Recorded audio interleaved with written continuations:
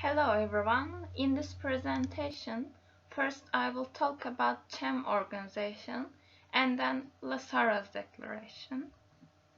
CHEM was an organization founded at Sarraz, Switzerland in 1928. From the beginning, CHEM was conceived as an instrument of propaganda to advance the cause of the new architecture that was developing in Europe in the 1920s. CHEM was intended to create an international avant-garde that foresaw experimental and innovative think of modern architecture within the newly emerging anti-traditionalist architecture of the early 20th century, with help of Le Corbusier, sponsorship of a French-Swiss noblewoman, Madame Hélène de Mondraud, and with the cooperation of a leading Zurich architect and teacher Karl Moser. Siegfried Giedion, the CHEM secretary, wrote that the goals of CHEM were defining the present problems of architecture, reformulating the idea of modern architecture, spreading this idea in the technical, economical, and social departments of modern life, and keeping a careful watch over the solutions of architectural problems.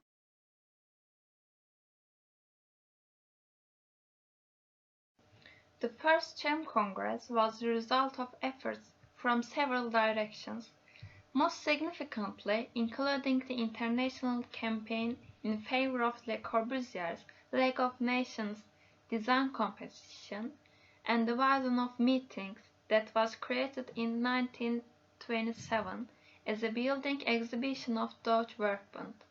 Total of 17 architects formulated their solutions for living arrangements of the modern big city dweller, coupled with the use and implementation of new building materials and effective construction methods, and it was the founding of the CHEM, because according to Gieden in Stuttgart meeting, Mies van der Rohe's directive that the nascent modern movement must be cleaned up, and this cleaning would be carried out by Gropius, Mies, Le Corbusier, and some other Swiss collectives.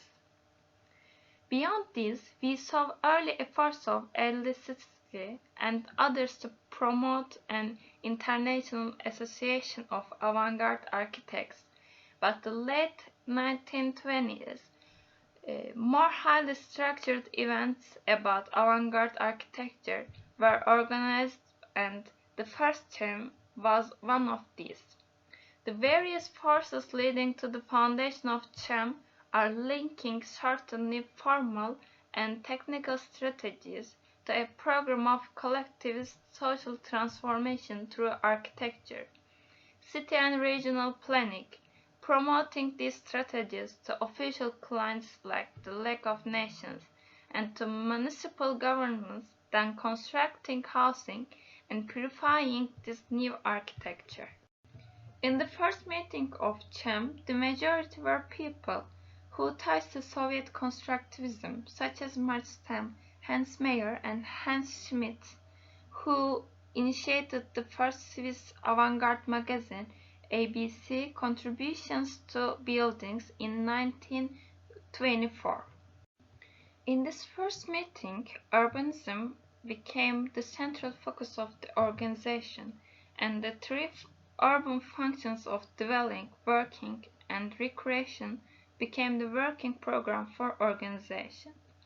The first Congress ends up with a declaration which denotes the need for a new conception of architecture which will fulfill the material, sentimental, and spiritual demands of present-day life.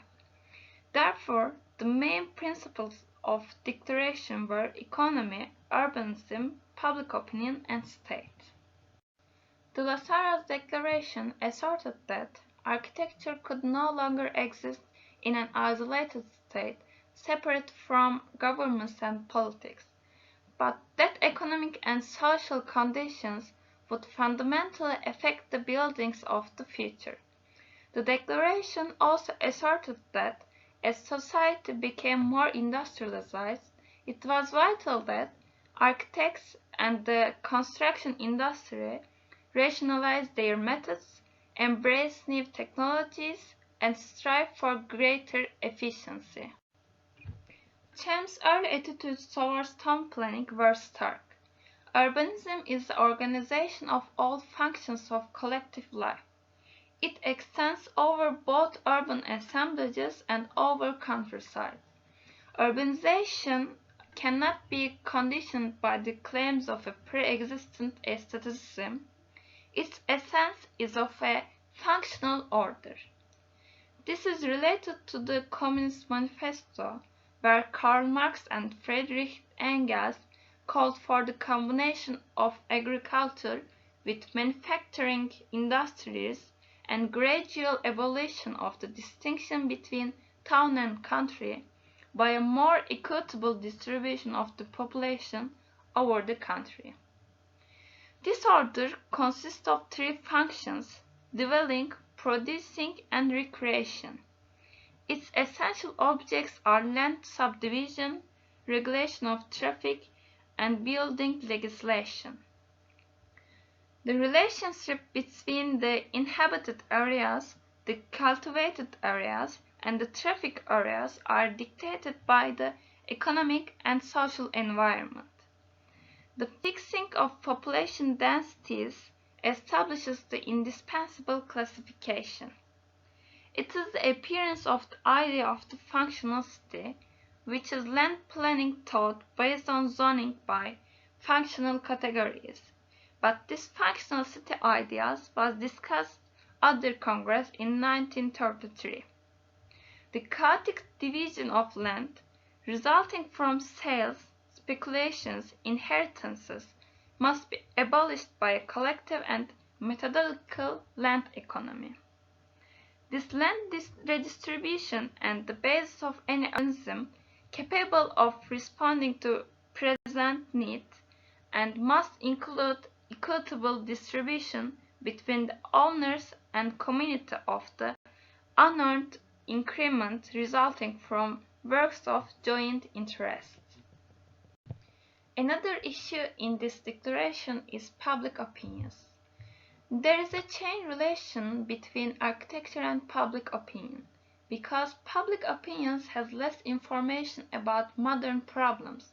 Therefore, in terms of dwelling, users transfer their desire and need poorly, and because of that, the issue of dwelling gets beyond major concern.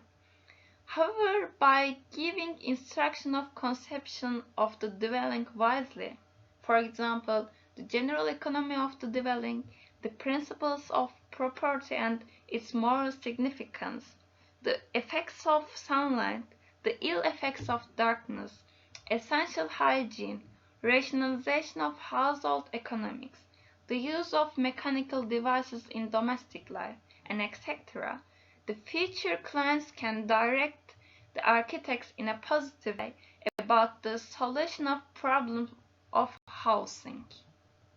And the last issue of declaration was architecture and state.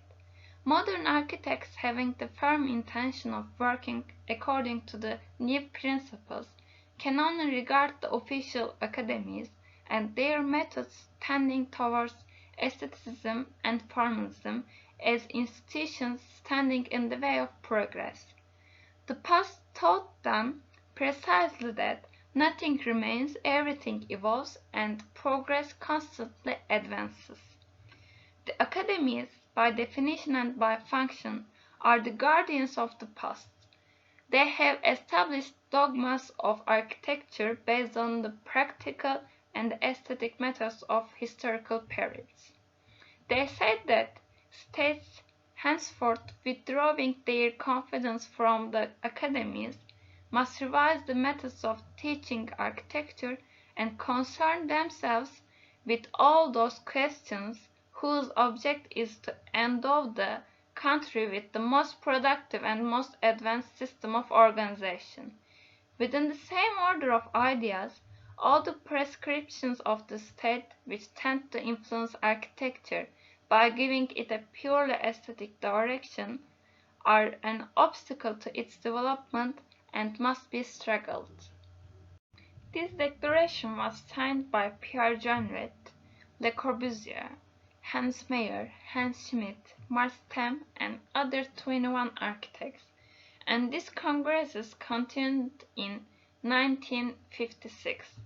Although it was highly influential, the CHEM seemingly lost its focus in later years and became impeded by bureaucracy, culminating in the disintegration of CHEM.